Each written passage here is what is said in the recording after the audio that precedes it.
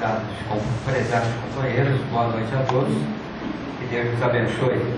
Uma alegria voltar a casa aqui pela segunda vez e participar desta reunião, trazer algumas reflexões. Eu gostaria de começar, para abordarmos o tema, gostaria de lembrar que quando estivemos aqui pela primeira vez, nós falamos sobre a questão da felicidade. Eu me lembro que nós citamos a questão 922 do Livro dos Espíritos, onde Allan Kardec tem a oportunidade de apresentar algumas questões. Na verdade, a partir da questão de número 920, ele começa a abordar o tema relativo à felicidade e à infelicidade relativas. É um assunto bastante importante. Eu vou retomar apenas uma dessas questões, a de número 922, que vai ser o ponto de partida da nossa palestra, que é a fé no futuro. Vocês devem lembrar que quando Allan Kardec fala sobre este tema, ele nos ensina o seguinte, a doutrina espírita nos ensina que a felicidade é um conceito relativo, porque, obviamente, depende da situação de cada um, das perspectivas de cada um, depende do ponto de vista das pessoas, o conceito de felicidade, tudo isso é muito relativo. Então, atento a essa situação bastante particular, específica, a pergunta 922 se volta para isto. Haveria uma medida comum de felicidade para todos os homens? E então a resposta, já comentada aqui, foi: para a vida material, a felicidade consiste na posse do necessário. Então o indivíduo precisa possuir coisas, uma casa, uma moradia, uma roupa, um alimento, para construir a sua felicidade. Mas a posse do necessário para a vida material. Mas para a vida moral, emocional, psicológica, espiritual, os espíritos nos ensinam que há dois aspectos importantes que não podemos deixar de considerar. Ele fala inicialmente da consciência pura ou consciência tranquila, e depois ele fala da fé no futuro. Então vejam que o nosso tema, que é este aqui, é na realidade uma tentativa de particularizar essa questão. O que é a fé no futuro? Que na palestra nós apresentamos em sentido geral, Mas o que é a fé no futuro? Para começar, vamos entender o lugar que a doutrina espírita, onde a doutrina espírita coloca a fé no futuro.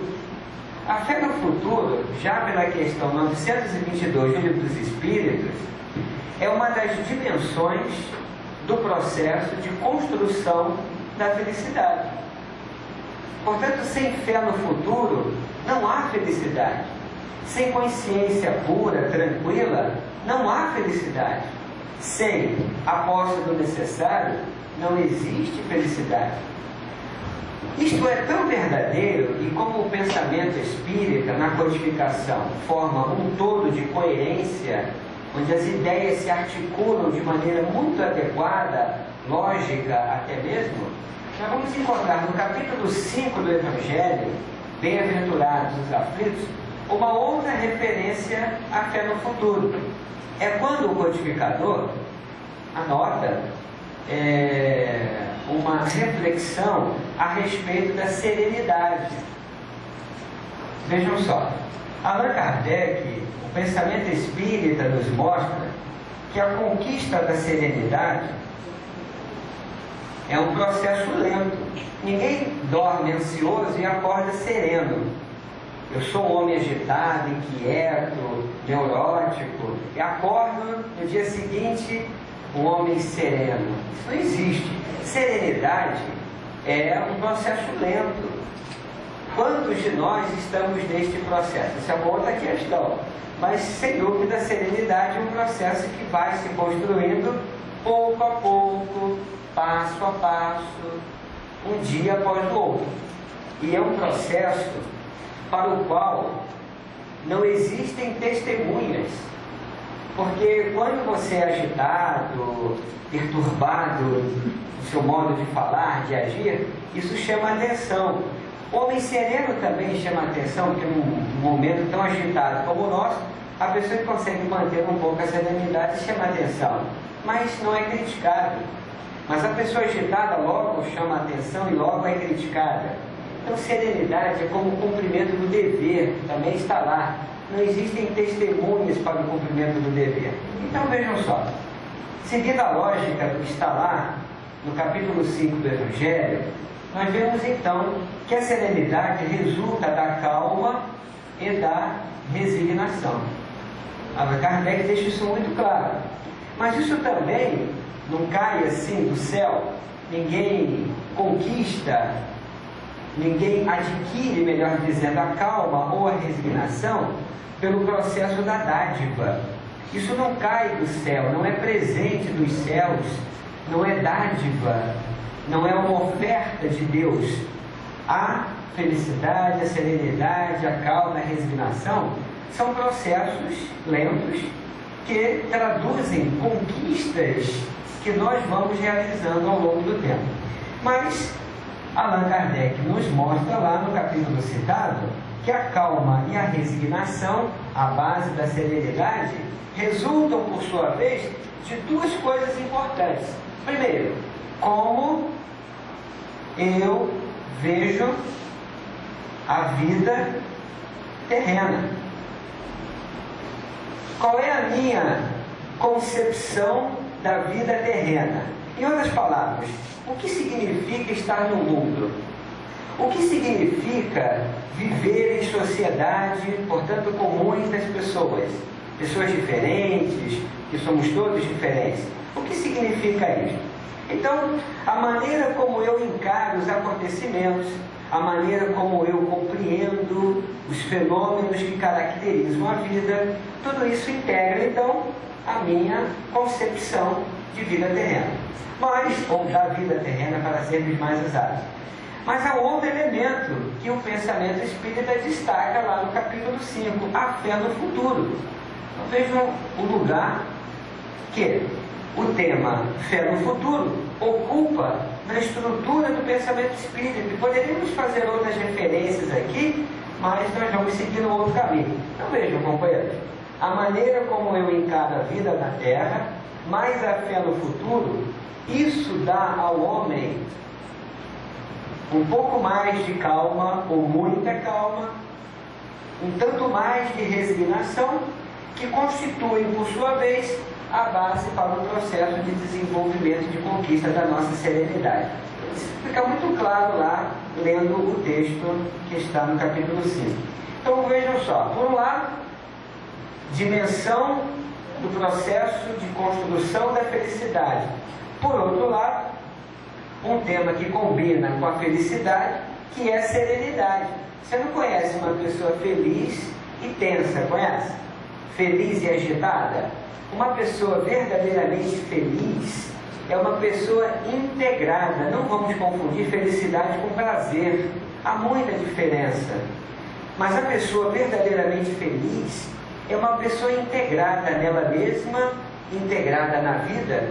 Aliás, ela consegue fazer aquele movimento tríplice apontado lá por Allan Kardec no capítulo 1º da terceira parte de O Livro dos Espíritos. A lei,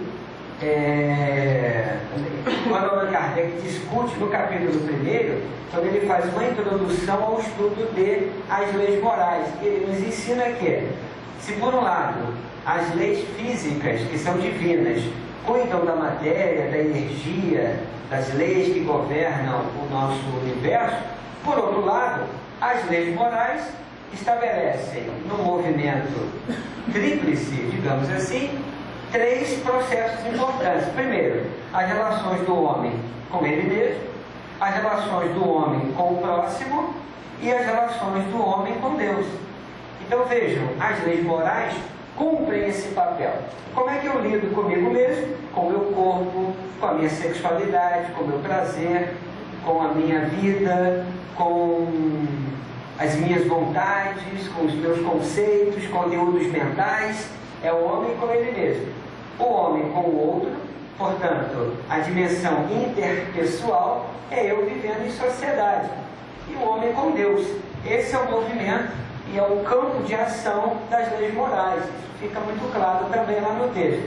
Então, o homem feliz é o homem sereno, porque é o homem plenamente integrado nas suas relações com ele mesmo, com o outro e com Deus. Muito bem. Então, partindo desse ponto, nós vemos que a fé no futuro é um elemento muito importante para a nossa vida, para o nosso equilíbrio, para a nossa saúde. Saúde mesmo. Saúde física e emocional. Vamos abrir um parênteses aqui que consideramos importante.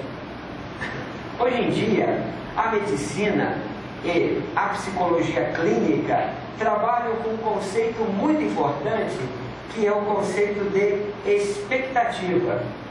Expectativa quer dizer o quê? Como a palavra indica, não é uma palavra específica do vocabulário clínico, médico, terapêutico, palavra de uso comum. O que significa expectativa? Esperar, estar na condição daquele que espera.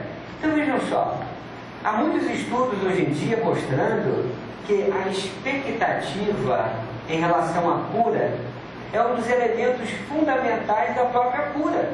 Porque a pessoa que não espera ficar boa vai encontrar uma dificuldade muito maior para se curar. A expectativa, então, ela cria no indivíduo condições mentais, condições emocionais e condições físicas para que venha a saúde, para que surja a saúde, para que ele lide de maneira mais construtiva com a dor e com o sofrimento e com a doença. De modo que a fé no futuro, que é também um pouco de expectativa, é um elemento fundamental para a nossa felicidade, para a nossa saúde física, mental, emocional, espiritual e para uma integração na própria vida. Mas afinal, agora que entendemos a dimensão da importância da fé no futuro, vamos perguntar aqui, companheiros, o que é afinal fé no futuro?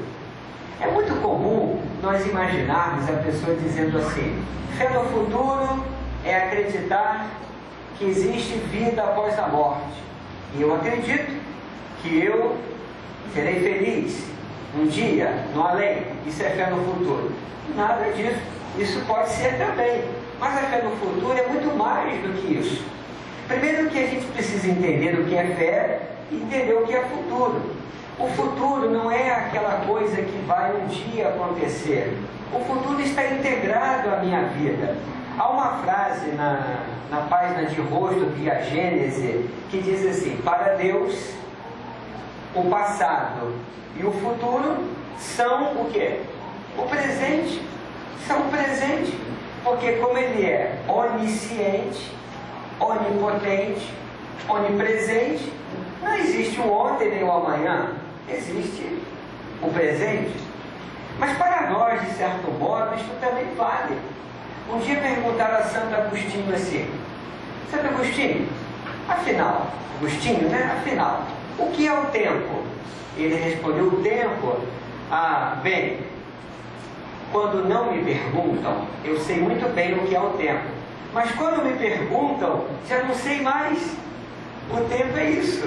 O Emílio Miranda que cita isso na obra A Memória e o Tempo, né? Em verdade, ninguém sabe o que é o tempo. O tempo é uma vivência muito subjetiva, psicológica, culturalmente definida, historicamente situada.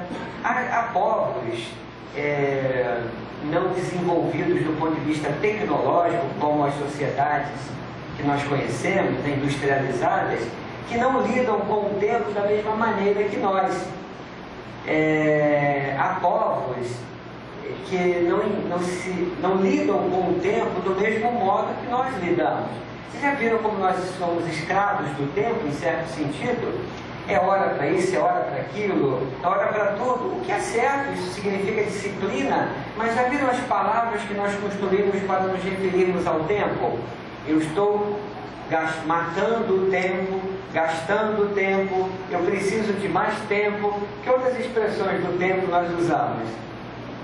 Tempo é dinheiro, passando o tempo, é verdade. Sem tempo. Sem tempo, eu preciso de mais tempo. Parece que o homem gravita em torno desse conceito. Mas isso, tempo urge, é verdade. Como o tempo passa, e passa mesmo, ele passa muito rápido. Então vejam que nós temos uma noção, às vezes, do tempo um pouco confusa. Mas o tempo é tão relativo.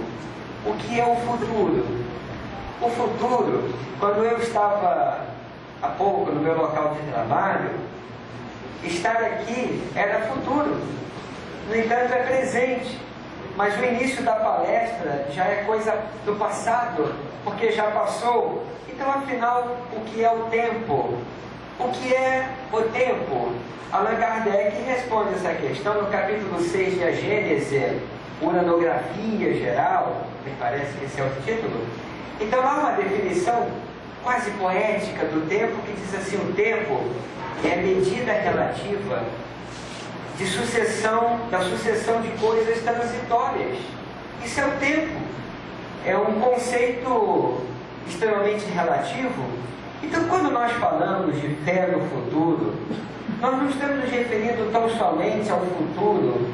Primeiro, não é o futuro que está lá distante, muito menos é o futuro para além dos umbrais da morte. A fé no futuro é um conceito diferenciado, mas isso requer um pouco mais de reflexão.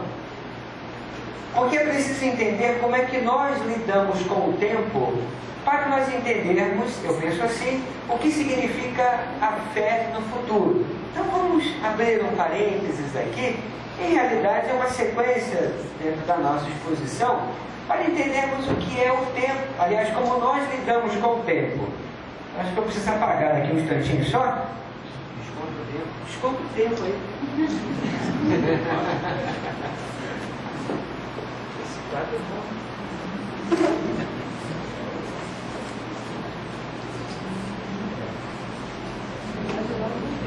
Já está durando um bom tempo, né? Não sei, estou só repetindo aqui. Então vejam só, como é que nós lidamos com o tempo? Vamos colocar aqui um esquema que eu gosto de utilizar. Vou fazer um desenho bastante complexo, por favor, não queiram imitar, ok? Então, ok? Tem que botar o chão, pode ter algum psicólogo que vai querer interpretar. Então deixa eu botar o chão. Esse desenho sem chão ele é meio complicado em termos de análise da personalidade, então é melhor colocar o chão.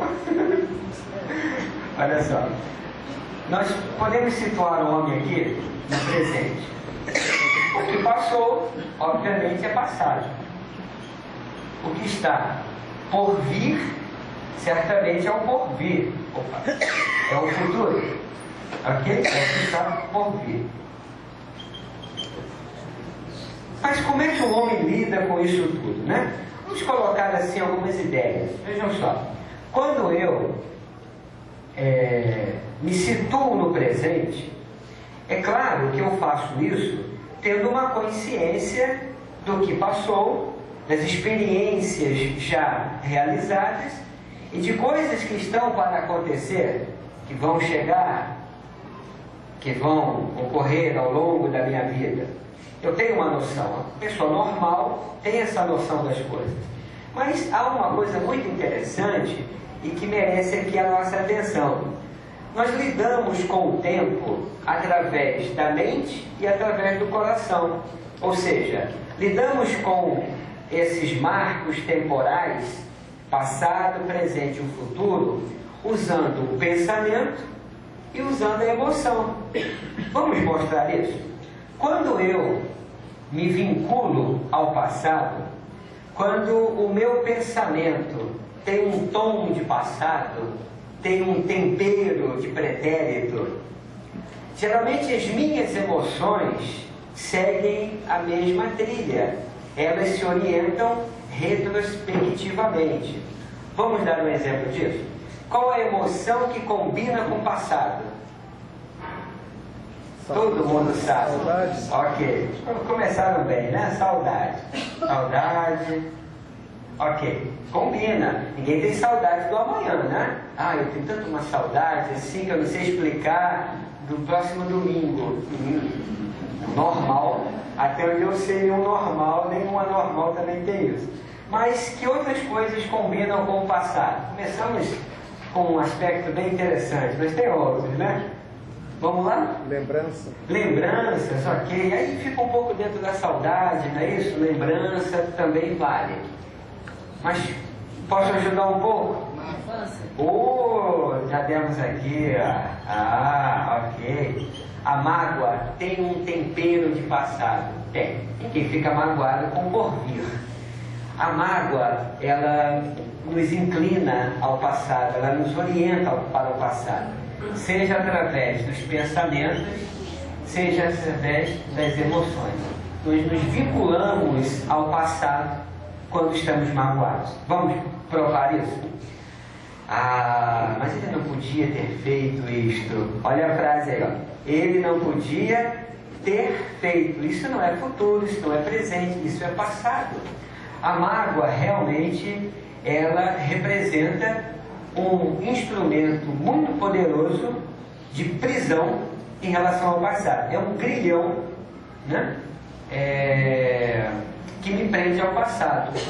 E de fato a pessoa que está magoada, ela como que passa na mente dela, deixa passar na mente dela um filme. Sabe quem combina com mágoa? São os cineastas, Spielberg e outros.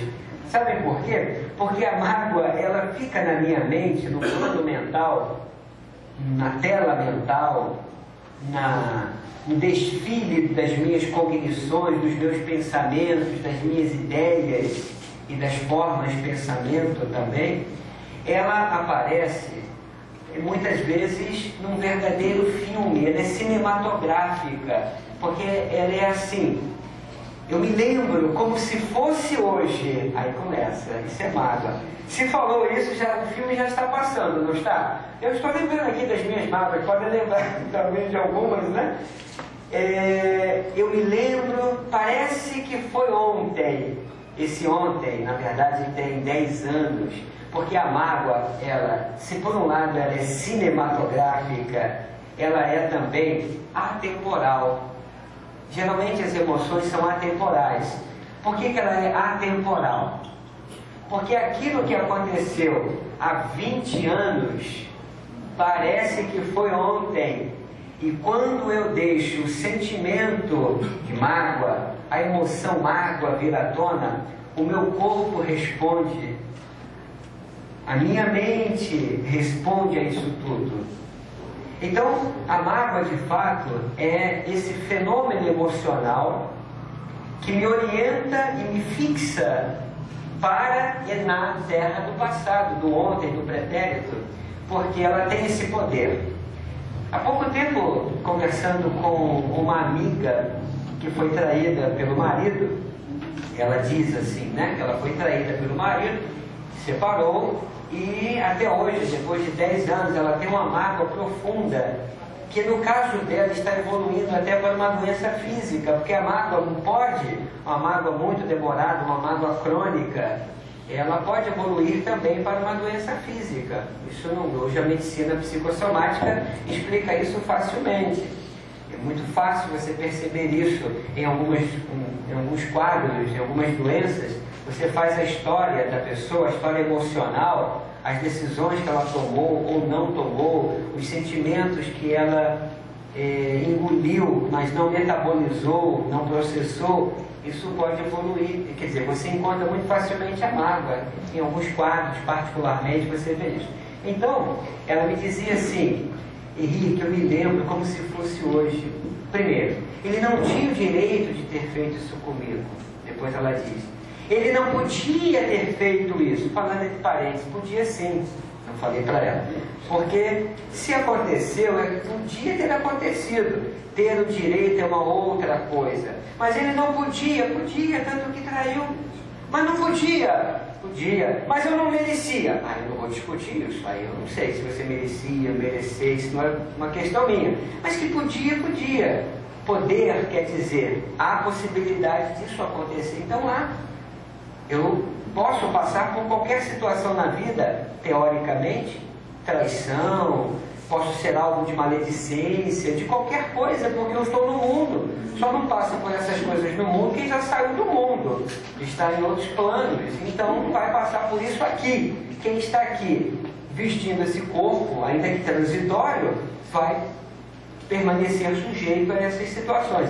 Então a mágoa tem esse poder. E ela me dizia, toda vez que eu lembro disso, vem uma raiva lá de dentro, que mágoa não combina bem com tristeza. A tristeza está presente, mas a mágoa combina muito mais com raiva e às vezes com ódio, não é? Muito bem. Então, não muito bem, mas, e no caso da mágoa, mas tem outros sentimentos, e o que mais? Remorso, muito bem lembrado, que combina também com culpa. Eu tenho a impressão que a diferença entre culpa e remorso é uma diferença de grau. O remorso é uma culpa muito mais enraizada no campo emocional. Ela machuca muito mais. E não é transitório o remorso. A culpa pode ser até. Então vejam só, o remorso e a culpa também me prendem ao passado. Por que isso acontece? Por que a culpa me prende ao passado? Por uma razão simples. Qual é a frase da culpa? Se eu soubesse. Tem outra, qual é a outra mais famosa ainda? Se eu, já para tentar consertar, se eu pudesse voltar atrás. Aí a Joana de Ângeles lembra uma coisa interessante. Isso não vale. Porque se eu pudesse voltar atrás, voltar no tempo, eu voltaria também a ter os recursos que tinha à época. Então vamos lá, né? Das duas, uma. Ou eu faria a mesma coisa, ou faria pior. Muito pior. Então, leva o barco. É muito melhor. Ok? A culpa e o remorso fazem isso. E os processos obsessivos, por exemplo, encontram suas matrizes fundamentais precisamente nesses fatores, a culpa, o remorso, a mágoa também. Porque o obsessor, que é um perito geralmente, ou quando não é perito em técnicas obsessivas, ele é um perito no ódio. Ele é um especialista pós-graduado na vingança. Então, de qualquer modo, ele é um especialista, seja na técnica hipnótica, muitas vezes, seja em técnicas específicas para envolver a mente do outro, ou ele é um especialista naquela mesma emoção. Então, as pessoas se aproximam. O obsessor, ele se aproxima do campo mental e emocional da criatura, do outro, né, o encarnado, digamos, e ele, sem muito esforço, por uma sintonia direta que existe, ele estabelece a relação. Porque a pessoa que tem a consciência de culpa, por isso que Allan Kardec coloca lá na questão 922, uma das dimensões da felicidade é a consciência tranquila. É por isso, porque consciência de culpa não combina com serenidade, calma, resignação, tranquilidade e felicidade. Então, na consciência de culpa, nós temos instalada no psiquismo a tomada mental, a tomada psíquica. O obsessor chega com o plug, engata, está estabelecida a corrente, o processo da comunicação, a interferência em si está ali estabelecido e começa todo um trabalho. Enfim, todo um processo de influência mental, emocional, fluídica, espiritual. Então o remorso e a culpa são também sentimentos, emoções que nos prendem ao passado. Agora, por outro lado, o que nos situa diante do futuro? Quais são as emoções que, não vamos dizer que se opõem, mas que se colocam num campo diferente, um tanto oposto, eu até diria, né? Vamos lá. Porque emoções não são assim, não podem ser analisadas assim. O oposto do amor é o ódio, isso não existe. O amor não tem oposto, o ódio não tem oposto, não é isso. Mas pensando assim em termos didáticos, o que se oporia, por exemplo, à mágoa? Esperança? De certo modo, posso colocar também a esperança. Então, falando já em sentido mais global aqui, o que combina com o futuro? Esperança, o que mais? Confiança, o que mais? que mais?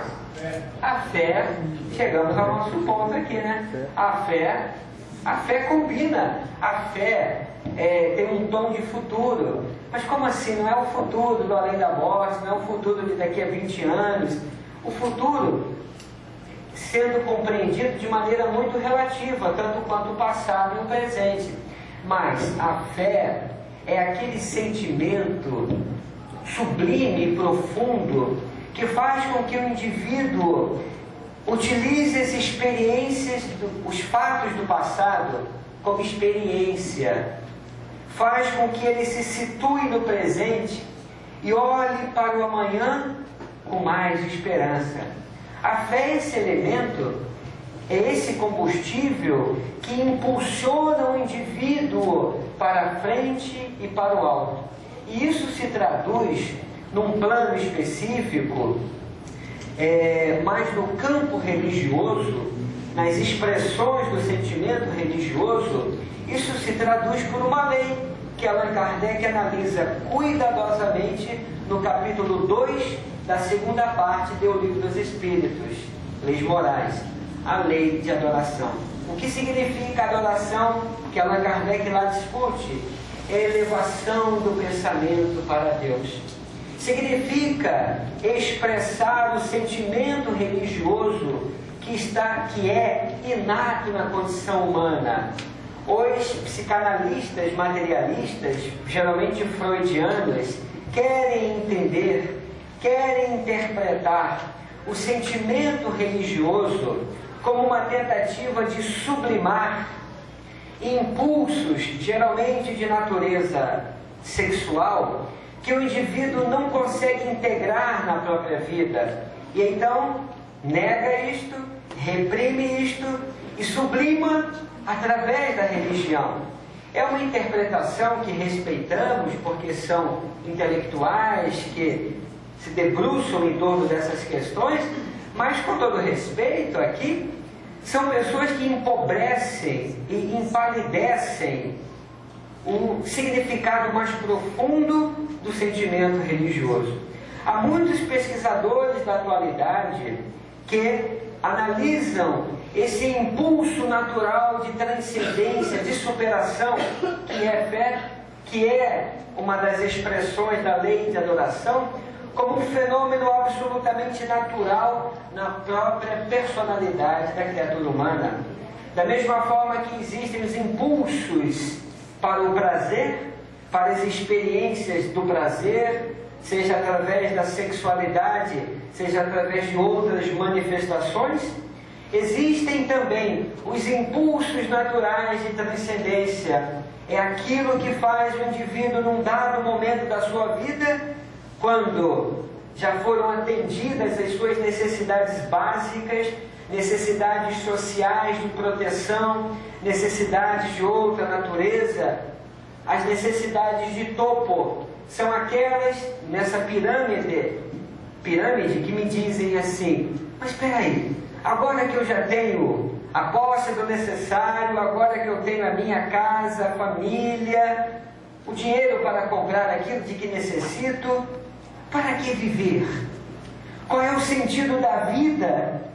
Para que viver num mundo difícil como o nosso, enfrentando desafios diversos, dores, doenças, sofrimentos, padecimentos, reveses, alegrias e prazeres?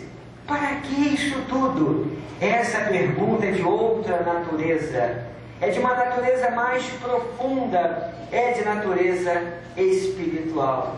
Que Allan Kardec, repetimos, analisa lá em Lei de Adoração. É o impulso natural que faz com que o homem saia da trivialidade da vida aqui na Terra, da superficialidade da vida horizontal, que faz com que o homem se empenhe na conquista daquilo que passa, que o tempo envelhece, que as tempestades podem aniquilar, mas as conquistas mais profundas são de outra natureza. Então, essa interpretação de sentimento religioso como uma tentativa de sublimar impulsos que o indivíduo não integra, alguns, em sua maioria, de natureza sexual, é uma visão reducionista, uma visão infantil até, do ponto de vista intelectual, para analisar algo de tão profundo no ser humano.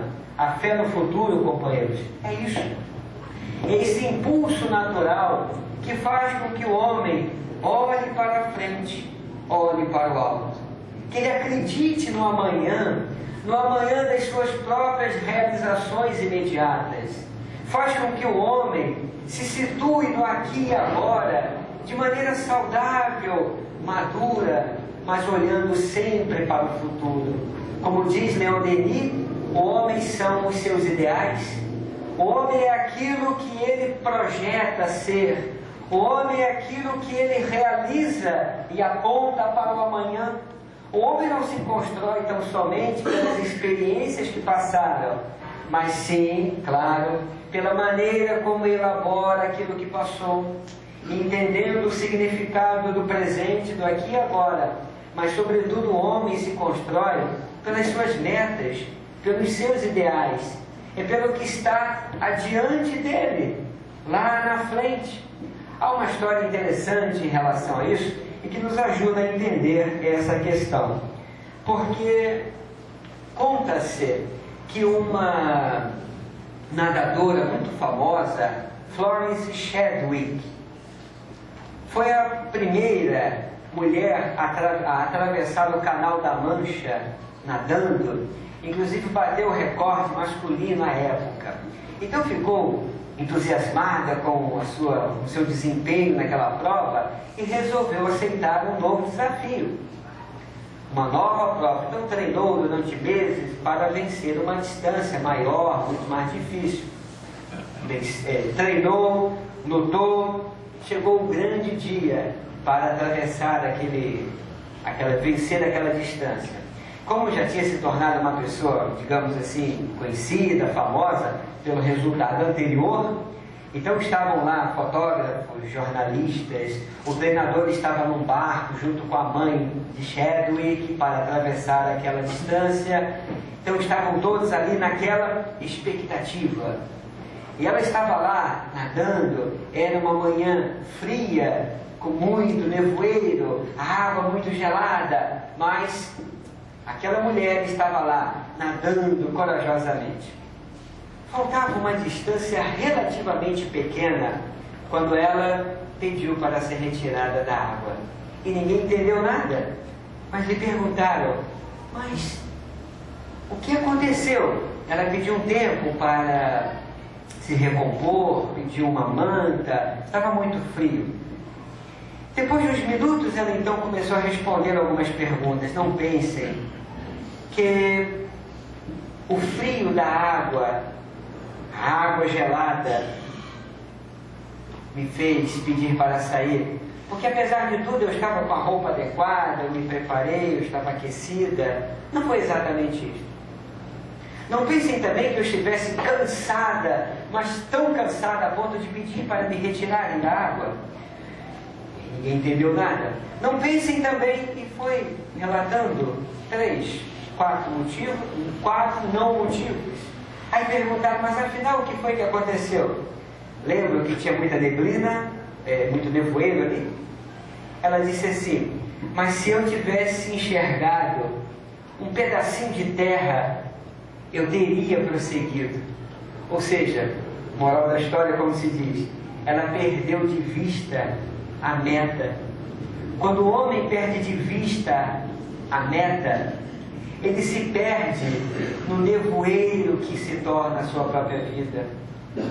A sua percepção fica nublada e ele não enxerga mais com clareza os horizontes possíveis de realização.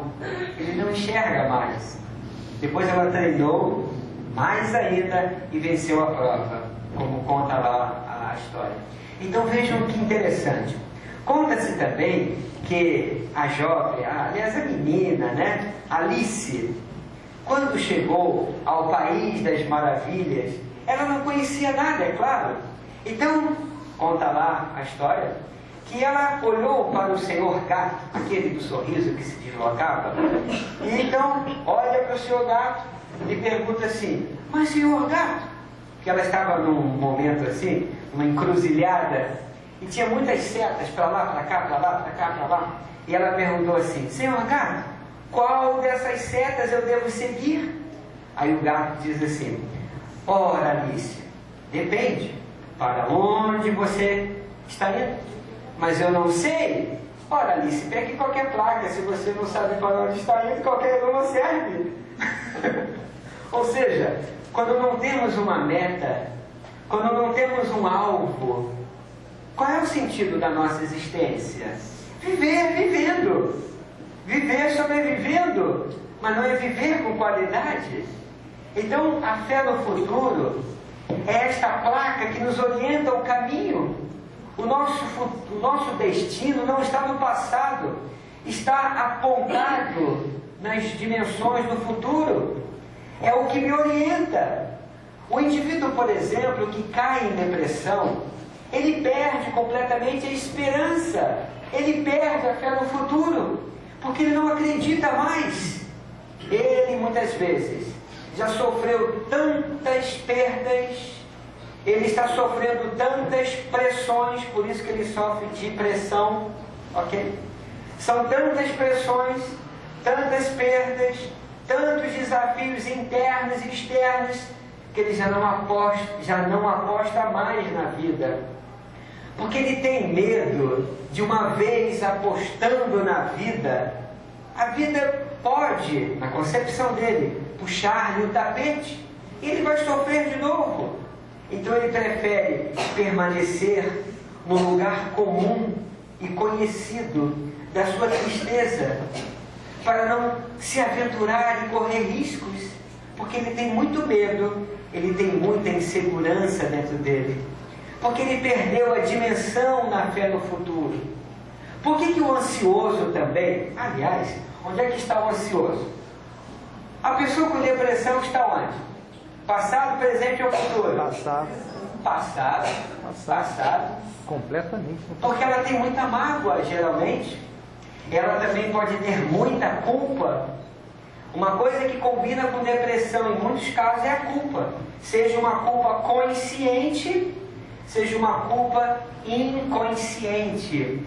Eu não sei bem porquê, mas eu sinto aqui dentro de mim que eu não mereço ser feliz. É culpa, merece sim, é culpa, não tenha dúvida. Eu não fiz nada nessa vida para ter esse sentimento, mas eu sinto lá dentro de mim. Então, quando está indo tudo bem na minha vida, a luzinha acende. Ó, fique esperto, porque alguma desgraça está a caminho.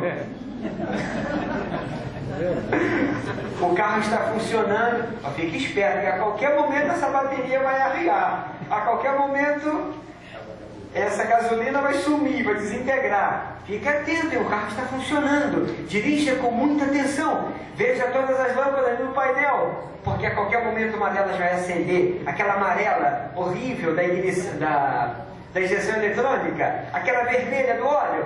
Fique atento. É assim muitas vezes que a pessoa funciona. Então a depressão combina com isso. E a ansiedade combina com o quê? O passado um pouco, mas não muito. É o futuro. Porque a ansiedade é futuro mesmo. É esperar o que vai acontecer.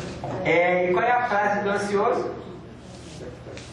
Essa é mais difícil. Será? É mais grave do que essa. É mais grave. Vai acontecer outra desgraça. Mais grave. É esse aí. E se... E se eu não falar direito? E se eu cometer um erro?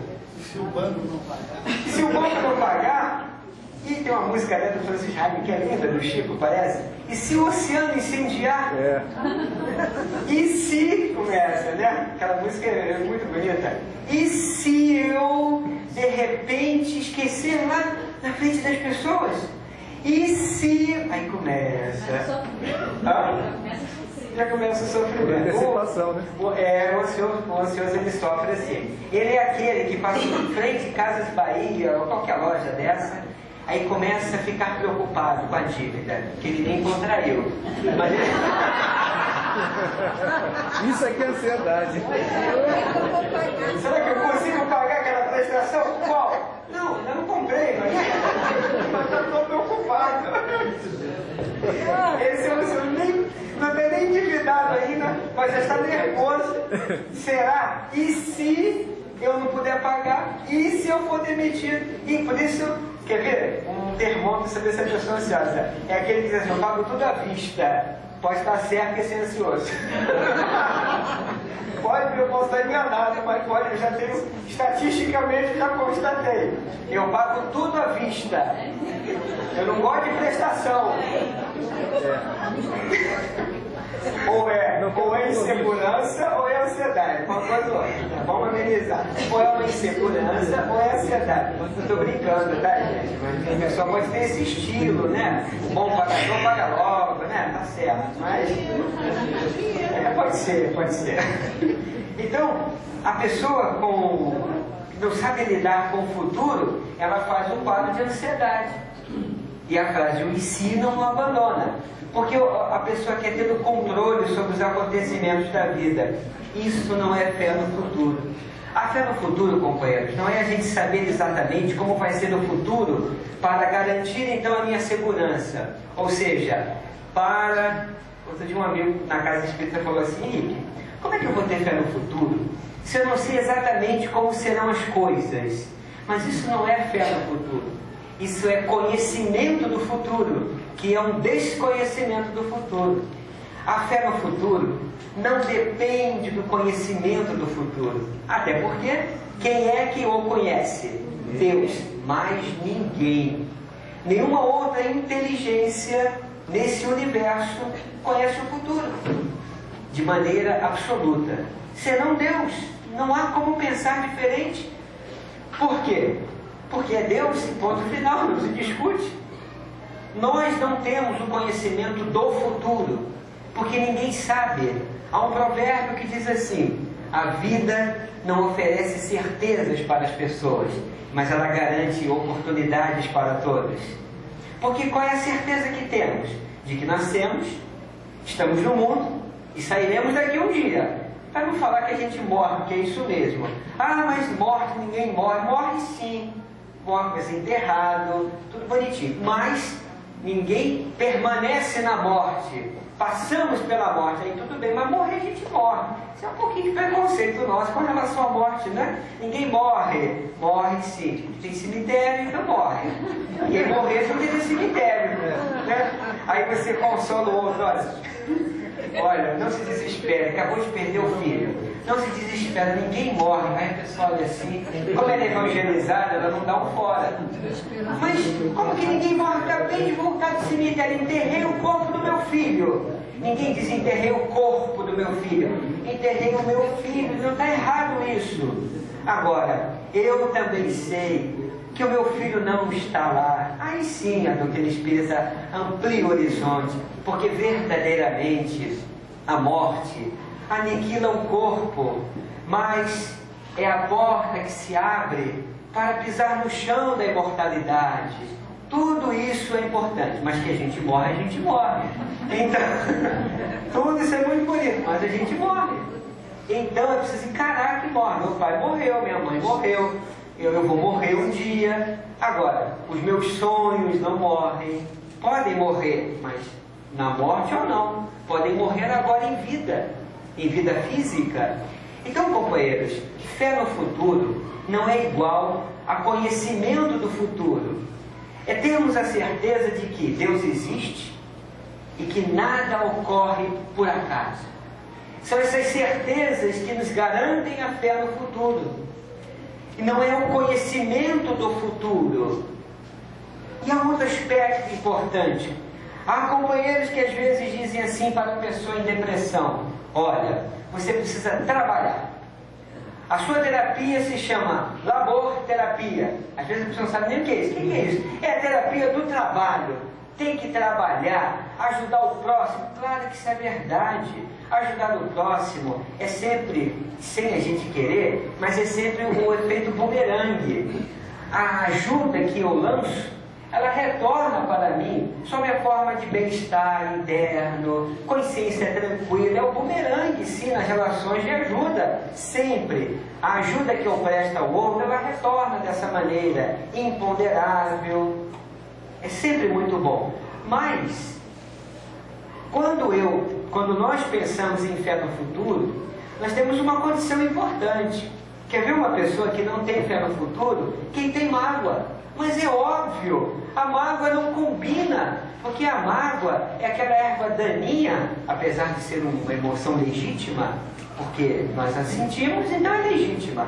Mas é uma erva daninha que destrói as mais profundas aspirações do homem. E ele não pode ter fé no futuro com mágoa. Então chega uma pessoa para um atendimento e diz assim: olha, eu passei por situações na minha vida muito difíceis. E aí relata as dores que viveu na infância, os maus tratos, o abandono, a violência doméstica que aquela criança sofreu. E se torna uma pessoa triste, amargurada, porque guarda muita mágoa. Geralmente, as únicas exceções são espíritos mais trabalhados no processo evolutivo. Mas crianças que sofreram maus tratos na infância, não é aquela branquinha do dia a dia, fica quieta. Maus tratos, violência, criança que passa por isso se torna amargurada, doente das emoções. São poucas as exceções. São crianças que depois evoluem para jovens rebeldes muitas vezes e são fortes candidatos para os quadros melancólicos depressivos ou quadros agressivos, claro, porque a depressão muitas vezes é a raiva que eu direciono para mim mesmo. A agressão, o comportamento agressivo é a raiva que eu direciono para o outro. Então, ou ele evolui para um quadro de introspecção melancólico depressivo, ou ele expressa essa raiva pela agressividade, pelo comportamento delinquente, muitas vezes, agredindo a sociedade, agredindo as pessoas, sendo aquela pessoa amarga. Você chega feliz e ele, com uma simples palavra, destrói o seu entusiasmo, pelo menos momentaneamente balança a pessoa, mas é porque no fundo ele está muito triste, onde tem muita raiva também, tem muita tristeza guardada.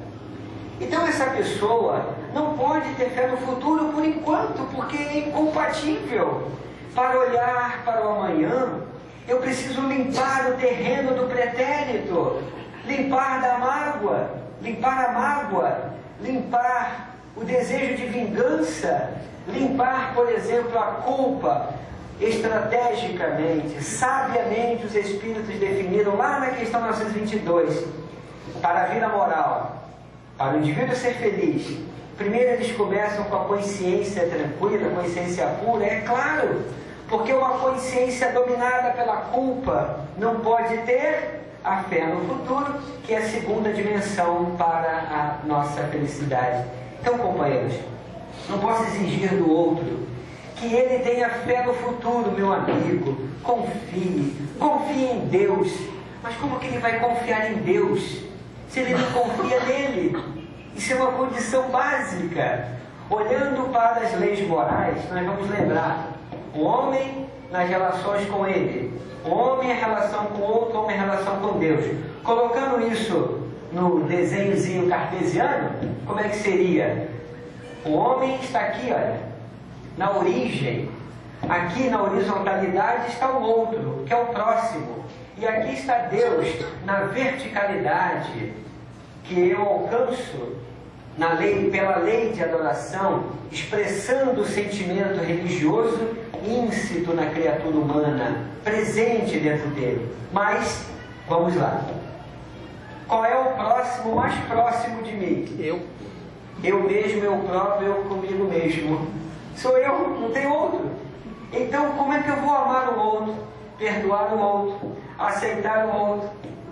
Se eu olho para mim, não gosto de mim, não me aceito, não me perdoo, acho que sou um espírito trevoso, atrasado, ex-umbralino, Como é que eu vou lidar?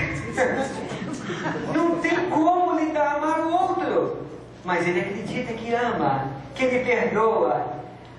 Mas em relação a mim, eu cobro de mim. Mas eu sou condescendente com o outro. Isso não existe, companheiros. Porque para ser condescendente com o outro, eu tenho que ser flexível comigo. Não quer dizer conivente comigo mesmo, não é isso. Ah, muito bem, Henrique, você fez uma grande bobagem, continue assim, vamos lá. Perdoa todo mundo e continue assim, ceguinho aí pela vida. Não é isso, claro que não. Mas é olhar para mim e dizer, como eu gosto de mim. Nossa, como é bom olhar para mim e ver que eu sou assim, com o cabelo que eu tenho, com o nariz que eu tenho, fino ou não, inchado ou não. Como é bom gostar de mim. Se eu não gosto de mim também, o que eu posso fazer para melhorar? Tem vários recursos hoje em dia, né? De várias naturezas, externamente e, sobretudo, internamente. Tem muitos recursos. É olhar para mim e gostar, que aí sim eu vou olhar para o Gilberto, vou olhar para o Gilson, e aí eu vou dizer assim para todos vocês, e para os meus filhos, para minha esposa, para o meu marido, para o meu primo, vizinho, sogra, todo mundo, até sogra, por todo mundo. E aí, brincando, confesso, nada contra. Então, olhar e dizer assim, como é bom gostar de mim, porque eu posso aprender a gostar do outro. Porque a experiência do amor é, antes de tudo, o auto-amor. Não existe amor, hétero-amor, sem auto-amor. É claro que quando eu exercito amar o outro, eu aumento o amor que eu tenho por mim. Tudo bem, mas eu tenho que ter a semente dentro de mim do auto-amor.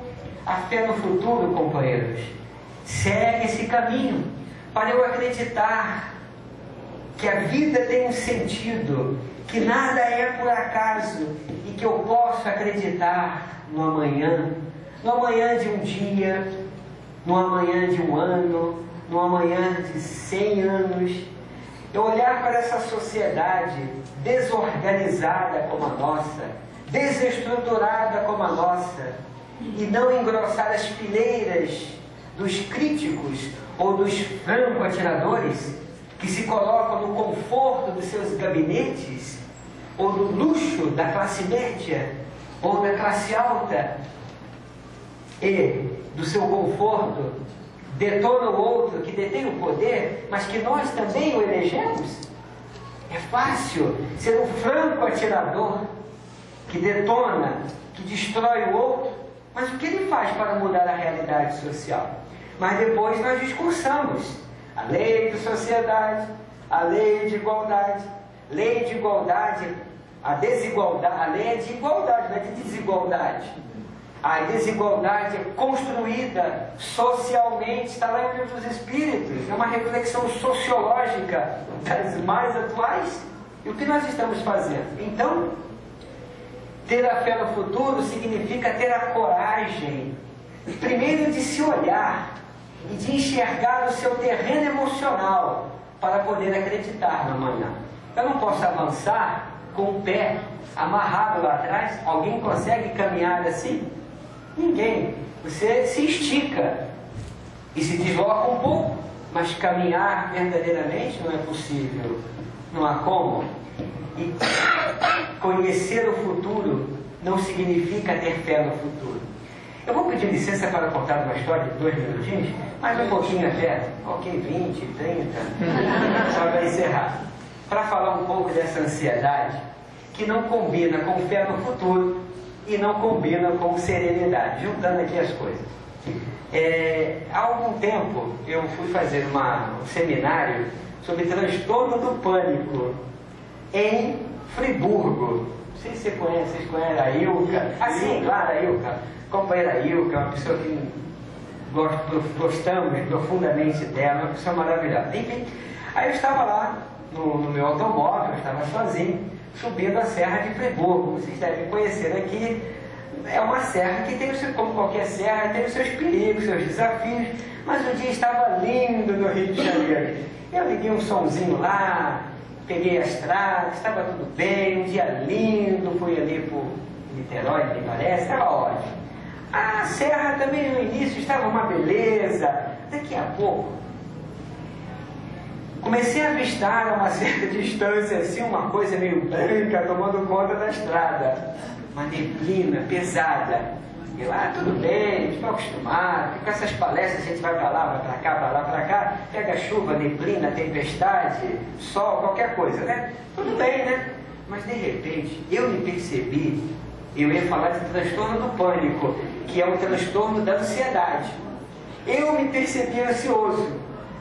Aí eu falei assim, espera aí, que ansiedade é essa? Primeiro, a minha mão começou a suar um pouco, o coração não disparou, não chegou a ficar taquicardia, tum, tum, tum, tum, tum, tum. Eu senti uma coisa diferente, assim, uma pressão. Eu estou ansioso. Eu estou ansioso. Peraí, o que está acontecendo? E aí eu comecei a entrar em contato com o corpo, com a respiração, para saber a origem dessa ansiedade, porque eu estava tranquilo. Eu já tenho alguma experiência de estrada, de neblina, de serra, eu já dirijo há muitos anos. Eu estou enxergando o que está provocando essa ansiedade. Imediatamente, então, eu desliguei o som, porque para entrar em contato com as emoções, eu preciso do silêncio e escutar o meu corpo, escutar as minhas emoções. Eu tenho que eliminar os ruídos externos, porque eu já estou entrando em contato com os ruídos internos. Então, precisava me concentrar. E aí, como nós sabemos, para dirigir na neblina, você imediatamente quer acender o farol alto. Na ansiedade, farol alto. Mas a neblina se transforma numa espécie de espelho. E aquela claridade toda acaba ofuscando. Então, a técnica, a orientação básica qual que é? Farol baixo. E se você tiver farol de neblina, você pode usar. Mas por que o farol de neblina e por que o farol baixo? Enxergar imediatamente à frente. É isso aí. Para você enxergar curto. Não é isso? Uhum. É para enxergar curto. Mas aí é que caiu a minha ficha, como se diz. É isso. Eu preciso enxergar curto. E quando o céu, o sol aparece, o dia está claro, você enxerga longe, não é? Você sabe que ali pode estar engarrafado, mas depois da curva, os carros estão a 60, 80, então você sabe que o futuro é tranquilo, o fluxo está normal, então você suporta o trânsito, o engarrafamento, com um pouco mais de calma, com um pouco mais de tranquilidade, sem muita ansiedade. Mas aí eu me percebi menos ansioso, mas eu estava ainda ansioso. Não, preciso entender o que está acontecendo. Eu continuei ansioso, eu quis ligar o rádio para me distrair. Não, eu não posso me distrair, aqui não, porque eu preciso entrar em contato e ver o que é isso. Parece coisa de psicólogo, mas não é não, eu queria saber o que era aquela ansiedade. Aí é que eu avancei um pouco mais na autorreflexão, que é o início do autoconhecimento. E aí eu me dei conta de uma coisa. O farol de neblina, ele permite enxergar curto, não é? Mas eu tenho que ter uma certeza básica. Qual que é? Oi? Eu tenho que ter... Não, está funcionando, estão funcionando. Eu tenho, como eu enxergo curto, a estrada está aqui, companheiros, né? Não é isso? Eu estou aqui, eu enxergo aqui assim, pouquinho, não é? E aí, eu continuo, e ó, bem pouquinho. O que está aqui, não adianta que eu não vou saber. Não adianta. Mas eu, ainda que menos ansioso, eu continuei ansioso. E eu cheguei a uma conclusão. Será que os companheiros me ajudam a refletir sobre isso? O que foi o que anulou a minha ansiedade naquele momento ali? A certeza de que a estrada existia. Nossa, foi exatamente isso. Essa estrada, e você precisa se orientar pelas margens, pela linha amarela, não é isso? É. E você tem que acreditar que o engenheiro que projetou essa estrada não está te conduzindo para o abismo. E eu duvidava disso, inconscientemente. Meu Deus, mas será que eu vou cair no abismo? Mas eu não vou, porque... Aí a racionalidade. Mas eu não vou sair da linha amarela, então eu não vou cair no abismo. Mas e se? Vai que... Né? Também pode, né? Vai que... Né? Bom português, vai que... Essa linha amarela, de repente, me leva para o abismo. Mas eu tenho que ter a confiança básica. Fé no futuro. É a fé no futuro. Que esse grande arquiteto, que é Deus, esse grande engenheiro, não me colocou nas estradas da vida para me conduzir para o abismo.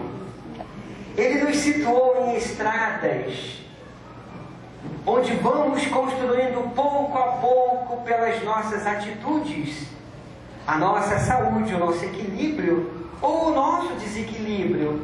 Mas mesmo tendo construído ao longo das estradas da vida, em meio ao nevoeiro da existência, muitas vezes, como diz Meimei, pela psicografia do Chico, convidando-nos à fé, não percas a tua fé entre as sombras do mundo, porque às vezes perdemos mesmo, e é a fé no futuro, porque acreditamos e falamos que temos Deus no coração e na consciência, mas no momento do desafio, nós pensamos, será que essa estrada vai me levar para o abismo? E é claro que vem a ansiedade, ou a revolta, ou o pânico, ou a depressão. Então, quando eu me conscientizo e eu sinto que eu posso confiar naquela estrada, desde que eu dirija cautelosamente, cuidadosamente, saudavelmente, eu chegarei ao meu destino. Por isso, companheiros, a doutrina espírita nos convida, nessas estradas da existência, lidando com esses desafios verdadeiramente, às vezes, nebulosos, nos convida a desenvolvermos a nossa fé no futuro. Porque é possível, ainda que de vez em quando sejamos assim surpreendidos com a nossa ansiedade, com a nossa insegurança, podemos acreditar que Deus construiu estradas muito saudáveis para a nossa caminhada aqui na Terra. Muita paz, companheiros, que Deus nos abençoe.